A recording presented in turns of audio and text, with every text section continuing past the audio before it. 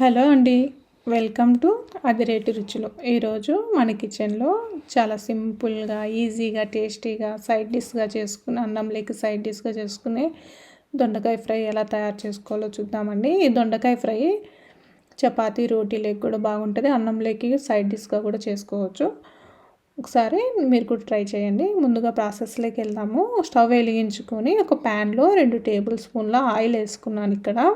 ఇప్పుడు ఆయిల్ వేడెక్కిన తర్వాత 1 టేబుల్ స్పూన్ శనగపప్పు, అలాగే 1 టేబుల్ స్పూన్ మినపప్పు, 1/2 టేబుల్ స్పూన్ జీరా, 1/2 టేబుల్ స్పూన్ ఆవాలు వేసుకొని వేయించుకున్న తర్వాత ఇందులోకి ఒక మీడియం సైజ్ ఆనియన్ సన్నగా కట్ చేసుకొని వేసుకున్నాను. అలాగే 2-3 పచ్చిమిర్చి ఇలా పొడవుగా చీలికలుగా కట్ చేసుకొని వేసుకున్నాను.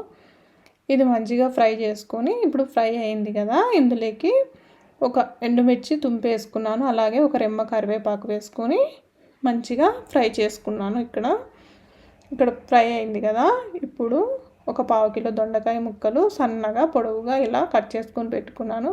మీ ఇష్టం, మీకు ఎలా నచ్చితే అలా కట్ చేసుకొని పెట్టుకోండి. నేనైతే తొందరగా వేగిపోతుంది కదా అని ఇలా కట్ చేసుకున్నాను. ఇప్పుడు మంచిగా ఒకసారి కలుపుకొని మూత పెట్టుకొని 5 నిమిషాల పాటు మగ్గించుకుందాము. ఇప్పుడు చూద్దాం ఒకసారి.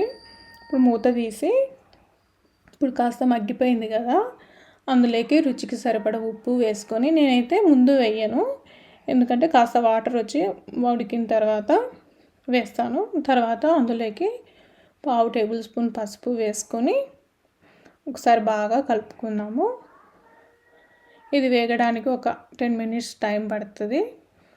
ఇప్పుడు బాగా కలుపుకున్నాం కదా, మళ్ళీ ఒకసారి మూత పెట్టి మగ్గించుకుందాము. ఇప్పుడు మళ్ళీ ఒక్కసారి మూత తీసి చూద్దాము ఎంతవరకు వచ్చిందో. ఇప్పుడు మనం సాల్ట్ వేసాం కదా, దానిలోని వాటర్ మొత్తం బయటకు వచ్చి దొండకాయ ముక్కలో నుంచి బయటకు వచ్చింది. కాసేపు మగ్గించుకుందాం మూత పెట్టి. తర్వాత ఇప్పుడు ఇంకొకసారి చూద్దాము. ఇప్పుడు ఈ దొండకాయ మందంగా ఉన్న కడాయిలోనే లో ఫ్లేమ్లో వేసుకొని పెట్టుకొని మంచిగా వేయించుకోవాలి, అడుగు పట్టకుండా. ఇప్పుడు దొండకాయ ముక్క ఆల్మోస్ట్ వేగిపోయింది. ఒక్కసారి మంచిగా కలుపుకుందాము. ఇప్పుడు ఇందులోకి మన రుచికి తగ్గట్టు కారము, ఇష్టం మీ టేస్ట్కి తగ్గట్టు కారం వేసుకోండి. నేను అలాగే ముందుగా ధనియాలు, జీలకర్ర వేయించి పెట్టుకున్నాను. ఆ పౌడర్ కూడా ఇందులో వేసాను. ఒక 1/2 టేబుల్ స్పూన్ వేసి మంచిగా కలుపుకోవాలి. అంతే, చాలా సింపుల్గా చేసుకుని అన్నంలోకి సైడ్ డిష్గా చాలా బాగుంటుంది. అలాగే చపాతీ, పుల్కా, రోటీలోకి కూడా బాగుంటుంది. ఒకసారి నచ్చితే మీరు కూడా ట్రై చేసి చూడండి.